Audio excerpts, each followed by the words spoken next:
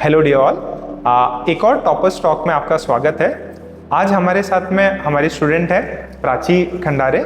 प्राची को फोर्थ जो सा काउंसलिंग जो राउंड है उसके थ्रू IIIT श्री सिटी में कंप्यूटर साइंस मिल रहा है एंड प्राची ने बहुत अच्छा परफॉर्म किया है। तीनों ही इंजीनियरिंग एग्जाम, चाहे जेई मेंस हो, जेई एडवांस हो एंड सीईटी हो, और we wish her the very best कि आगे जो भी राउंड्स आएँ और जो भी फाइनल कॉलेज चूज़ करें। सो प्राची की ये जर्नी प्राची के थ्रू समझते हैं कि कैसे उनकी जर्नी स्टार्ट हुई। So first of all congratulations बेटा। बेटा थोड़ा अपने बारे में बताइए, आप कहाँ से बिलोंग करते हैं, घर में कौन कौन है?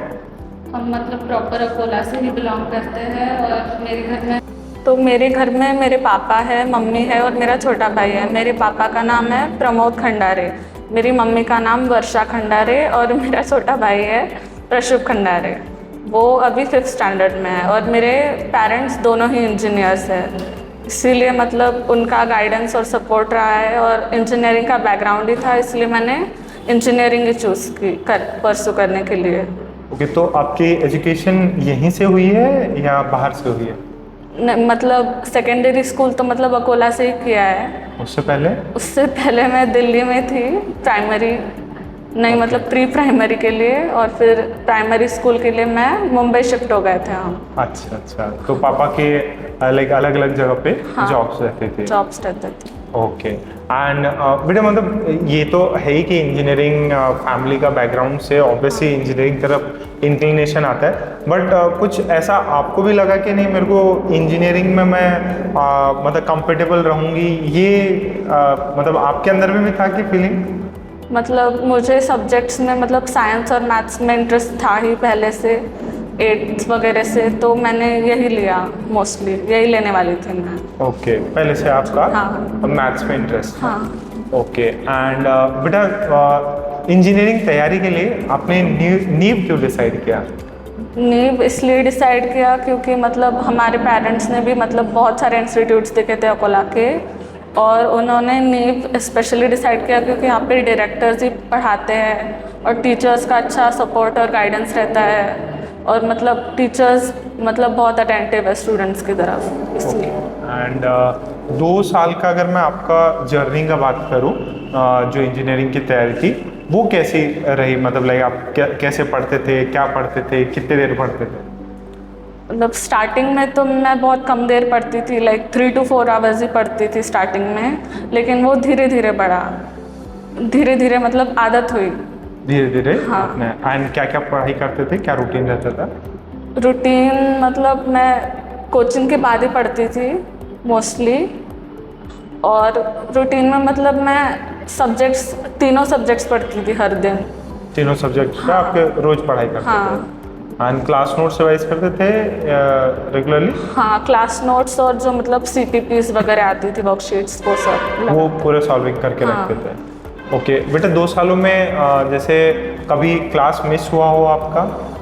मोस्टली तो नहीं, जब मतलब ज़्यादा ही बीमार हूँ तभी मिस करती थी, वरना ऑल क्लासेस आर अटेंड। यानी कि एकदम इमरजेंसी रही, हेल्थ इमरजेंसी, तभी आपने मिस किया है। एंड टेस्ट कैसे आप देते थे? टेस्ट मैंने ऑलमोस्ट सारे टेस्ट दिए हैं, मतलब मार्क्स तो ऊपर नीचे होते ही रहते हैं, और मेरे भी मार्क्स बहुत कम आते थे स्टार्टिंग में, लेकिन वो बहुत धीरे धीरे बढ़ा है, धीरे धीरे इंक्रीज करते गए। ओके, एंड कभी जब कम नंबर आते थे तो कभी ऐसे सेल्फ डाउट होता था कि यार इतना बड़ा एग्जाम है, क्या क्रैक कर पाएंगे, नहीं कर पाएंगे? डाउट्स तो मतलब सबको ही आते हैं, लेकिन पता था कि अब देना ही है, तो मतलब keep going at it. Okay, मतलब देना तो है ही है, फाइनल एग्जाम देना ही है, तो जो भी आए तैयारी करते जाइए। हाँ ठीक, वेरी गुड बेटा। एंड बेटा जैसे आप जब पेपर देते थे तो आप कौन सा सब्जेक्ट पहले अटेम्प्ट करते थे और कितना क्या टाइम देते थे? पेपर मैनेज कैसे करते थे अपना? मॉक टेस्ट में मतलब जैसे टीचर्स ने बताया था, मैं बिल्कुल वैसे ही मैनेजमेंट करने का ट्राई करती थी, जैसे कि पहले केमिस्ट्री 45 मिनट्स, और फिर फिजिक्स के लिए 1 आवर, और मैथ्स के लिए 1 आवर 15 मिनट्स, वैसे ही बिल्कुल। ओके, तो ये वाला आपका शेड्यूल रहता था? ठीक है बेटा। एंड जो भी आपने पेपर दिए उसे आई गेस आप प्रैक्टिस सेशंस होते थे तब भी आप रेगुलर उसको Yes. अटेंड करते थे। Yes. तो प्रैक्टिस सेशन में कब से कब आते थे आप? मॉर्निंग प्रैक्टिस सेशन में मैं आती थी 6 o'clock to 1 o'clock तक। 1 o'clock तक। हाँ, एंड जम के तैयारी करते थे। अच्छा, आप अर्ली पर्सन हो या लेट नाइट तक पढ़ने वाले? मैं लेट नाइट तक ही पढ़ती थी, लेकिन मतलब प्रैक्टिस सेशन के लिए तो आना ही था। अच्छा, तो प्रैक्टिस सेशन के लिए आते हैं। ओके, एंड बेटा एक एवरेज जो भी स्टूडेंट्स इस चैनल के थ्रू इसको देख रहे हैं तो उनके लिए आपका क्या एडवाइस रहेगा? कैसे पढ़ना चाहिए जेईई एस्पिरेंट्स को और क्या करना चाहिए? मतलब कि आपको रुकना नहीं है, मतलब जब आपको ब्रेक्स लेने हैं तो आप ले सकते हो, लेकिन मतलब पूरी तरह से गिव अप मत करो, क्योंकि कुछ ना कुछ तो होना ही है, तो अच्छा ही होना चाहिए। अच्छा। मोस्टली पढ़ाई करने के लिए मतलब आपको तो करनी ही है 2 साल के लिए, इसलिए आपको मतलब बिल्कुल भी गिव अप नहीं करना है। सारी क्लासेस अटेंड करनी है, सारे टेस्ट देने हैं, और मतलब मार्क्स ऊपर नीचे हो तो भी मतलब करना ही है, एंड तक जाना ही है, और टीचर्स जो सजेशन दे रहे हैं वो बिल्कुल फॉलो करने हैं। बेटा आपकी सक्सेस में नीट का क्या कंट्रीब्यूशन रहा?